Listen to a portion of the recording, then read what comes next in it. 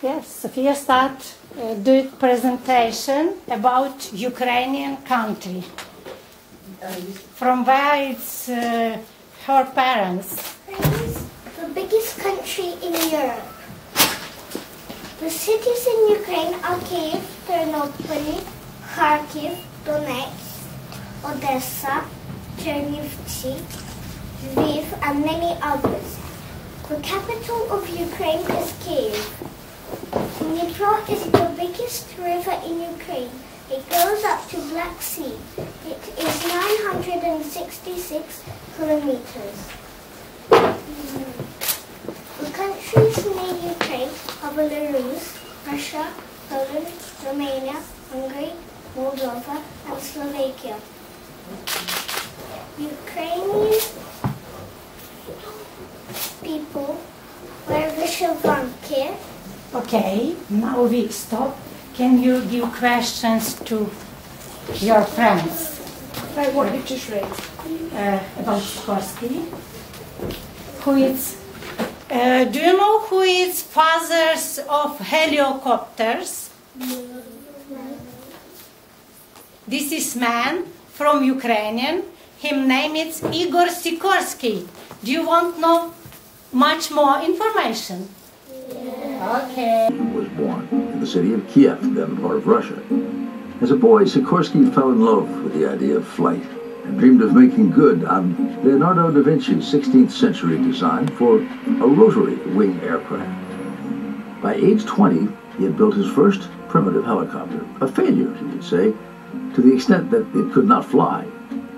Undeterred, Sikorsky became a pilot and aeronautical engineer, designing the world's first four-engine aircraft in 1913 while still in his early 20s. In 1919, in the wake of the Russian Revolution, Sikorsky arrived in the United States, where he founded his own aircraft company and pioneered a number of designs.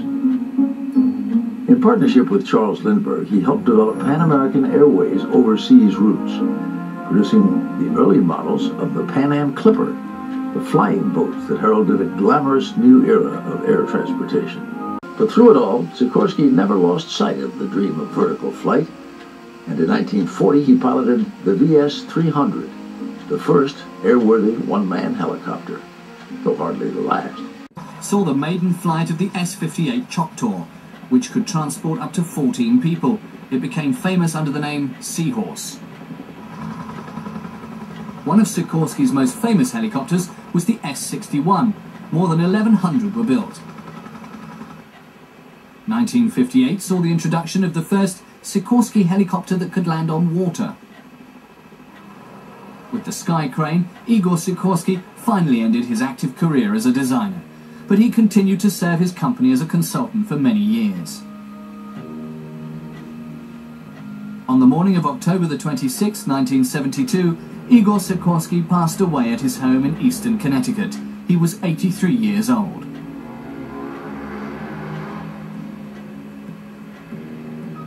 Well over 1 million people in danger have been rescued by helicopter. Sikorsky's vision of developing an aircraft that could help people in need has become a reality. What did Sikorsky invent? Well done.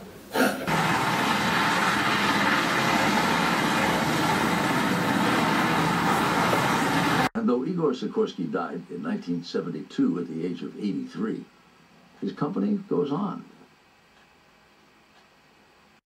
producing, among other models, the familiar Black Hawk helicopter for the U.S. military. And earlier this month, Sikorsky won a more than $1 billion contract to build a new fleet of Marine One helicopters to serve the president. A very long leap from Leonardo. He's great. That looks quite odd, isn't it? Orange one. One that we see second.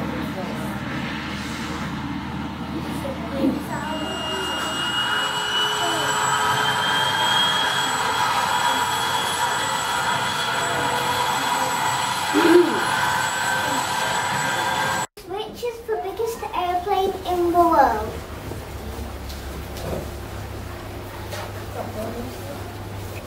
The American airplane. Australian. No. Who knows more? Ukraine. Which one? Remember the name of it? No. A shoe? The orange. It's a helicopter. Okay. I think you're going to have to tell them, Sophia. Okay. Dawn of 225 million. Okay. Okay. Yes. Now listen to this, because you should have been able to answer that, and not one of you could. Let's put some table points on the line for this, shall we? Yeah. Right. The Super Guppy wasn't the only aircraft to load up through its nose. Enter the Antonov 225, the colossus of cargo planes. Here I am, airside at Cologne Airport, and that is the Antonov 225, the biggest plane in the world. The only Antonov 225. How cool is that?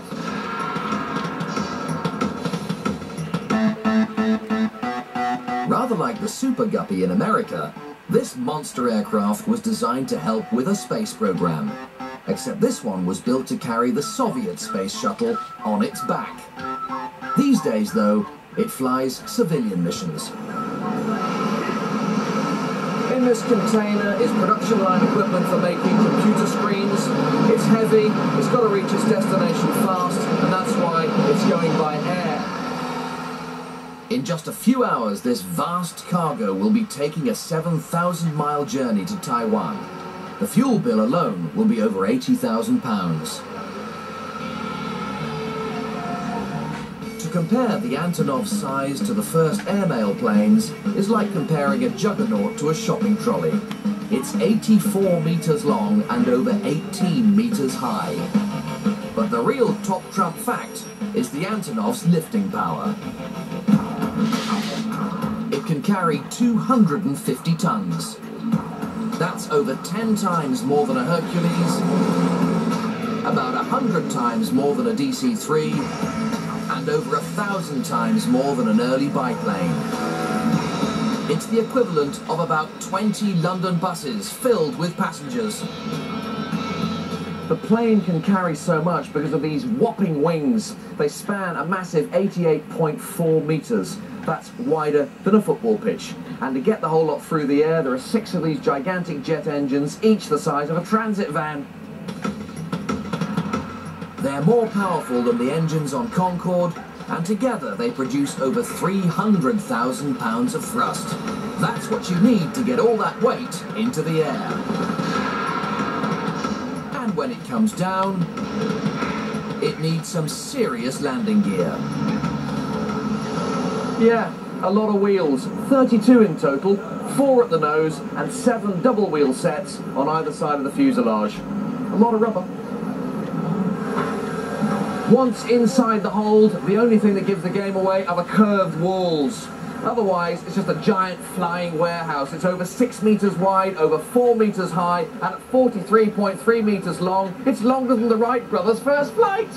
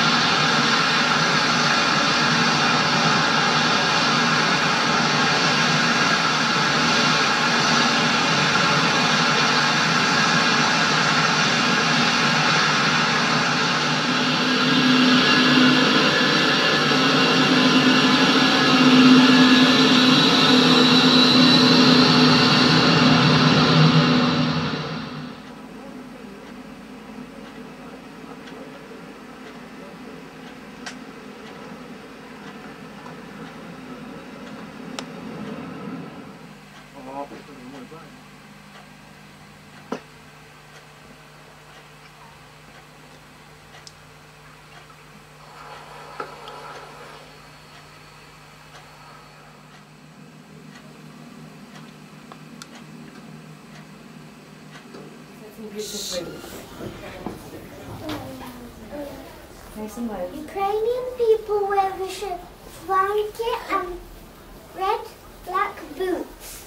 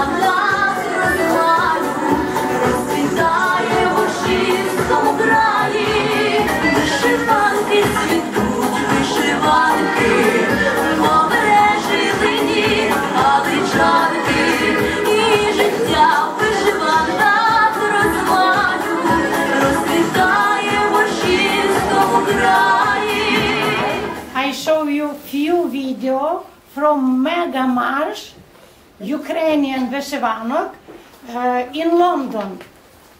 Yeah, by Sophia saying she's dancing and song. While we're loading that up, I was given this book to take home with me and have been reading up. It's very important that when you're learning about something that it's not just at school, but that you're also finding out about things at home as well. I didn't know anything about Ukraine when we decided we were going to learn about it, so I had to learn it before I could teach it to you, before we could take part in our geography week. So I've had a good flick through this book. I haven't read the whole book just yet, but there's many pictures on it. Okay, have you found it? There's many pictures and things as well that has taught me a good amount about the history of Ukraine and some famous people and some traditions, which are some of the things that you're going to hear about now as well. So far, does anybody have a question about anything that you've seen? Jade? Why do Ukrainians wear fancy clothes? Why do the Ukrainians wear fancy clothes? Because when people have some celebration and was happy, do that funny clothes. So when you're celebrating, do you dress up as well? Yeah, so it's the same, but looks different because it's from a different country. Dance in funny clothes.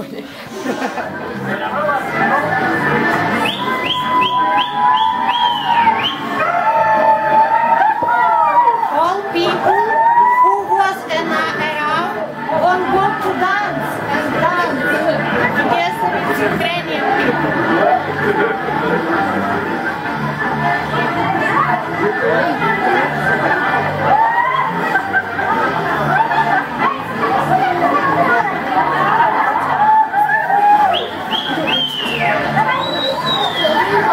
This is Sophia's friend singing the song.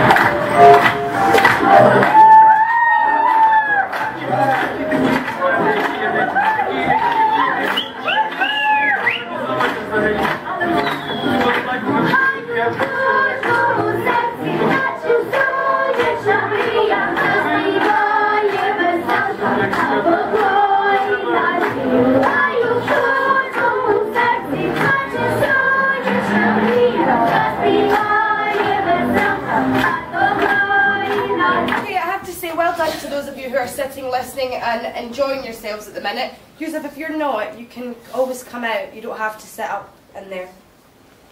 Now, this celebration happens every year and takes place in London and will be taking place next year as well. It's over a long way. You have Marble Arch, Trafalgar Square, down at Kensington Palace. It's going to go all the way through. So if you would like to join in with the celebrations, you would be very welcome to go and to join in. Okay, so if you're looking, if that's something that you might be interested in, you can look on the internet to find out next year's date and keep up to date with that.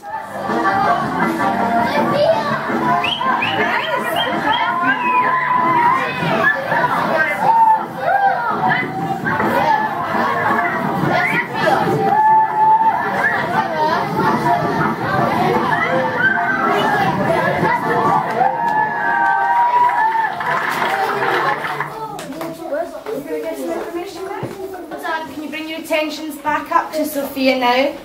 Ukrainian people eat borscht, which is red soup with beetroot, cabbage, carrot, potato, beans, tomato and pork meat.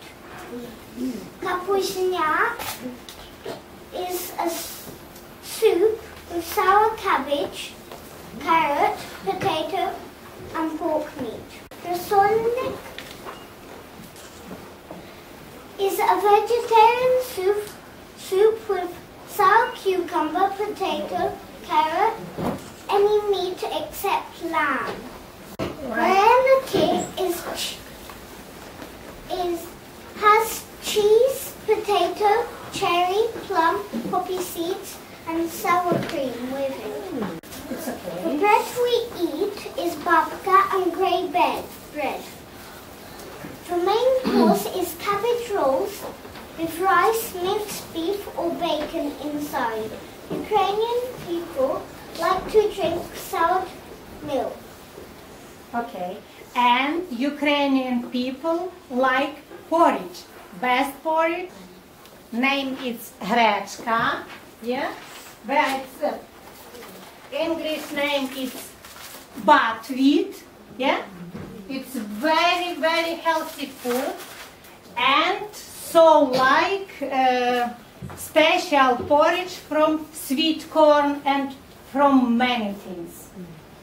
Now we show you some celebration in Ukrainian school where I learned Sofia, okay?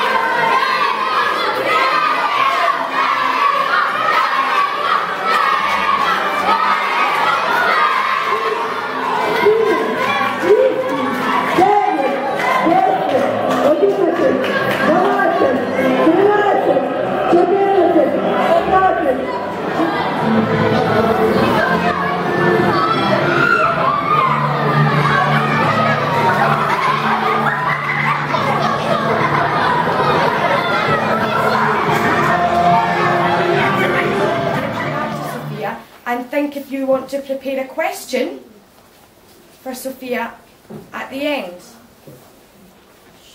Козаченьки, козаки, їли кашу залюбки, гучно бубен били, грали і щаблями танцювали. Гей-гей-гей, козаки, їли кашу залюбки і щаблями танцювали. Рідну землю захищали.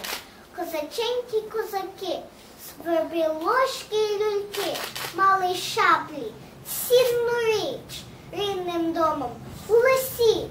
Гей-гей-гей, козаки, їли кашу залюбки і щаблями танцювали. Рідну землю захищали. Козаченьки, козаки, у похід йшли залюбки, невольників визволяли, та й додому повертали. Гей-гей-гей, козаки, їли кашу залюбки і щаблями танцювали. Рідну землю захищали.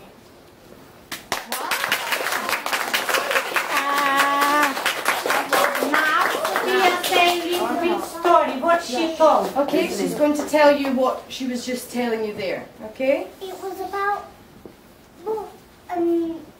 men who protected Ukrainian people and Ukraine. So were they fighting to protect the country? And they were eating porridge. Wow. Okay, lovely. Well Okay, done, Sophia. but this one, it's not shabla, which is named shabla. This one, its special name is sokera. When some men go to forest, yeah, it's using like stick, yeah. When he need some do it branch, take branch, do it like that. When come some animals, make like that. This is very, very good and very important. Does anybody know what we call that in English? What somebody takes to the forest to help chop down their trees. I would like to ask Bridget. It's an axe, and it looks just like it, but a little bit smaller. Well done. Ukrainian clothes, not here, Sophia, just Ukrainian clothes. You find, Sophia? Yes.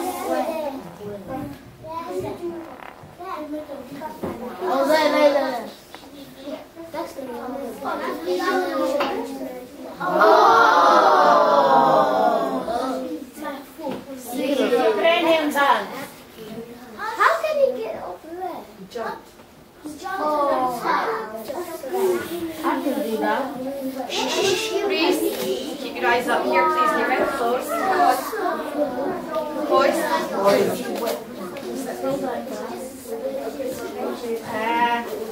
You see, some men have on the hand special.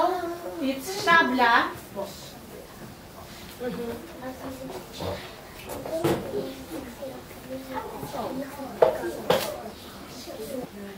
This one big pot with kasha, with special porridge. Its porridge look like that. Lots of things in it. Yeah, this is sweet corn, feta cheese, and onion or from pork like meat and fat. So it's not like the porridge that you would eat for breakfast, it's more like a stew. Sophia told what is about that. This is the last bell of school. The children who end school have to ring it, and the child who's just going into year 1 has to ring the bell too. That's nice. Okay. Thank you so much to Miss Wilson, because this was her idea. Just I'm thinking, how do you do that? Thank you. After finished, I give some present to Miss Wilson and to school about like book. Thank you very much.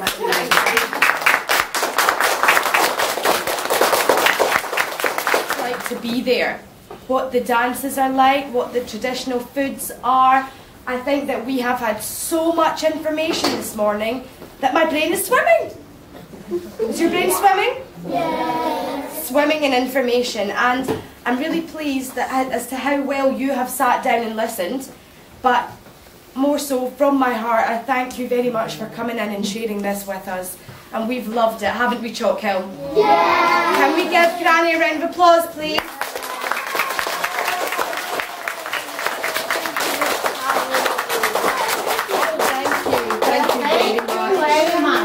Do you want to do it activity like Ukrainian dance? Yes. Yes. Few minutes. Okay? Okay. Let me move the chairs out of the way. Okay. Thank you. Right.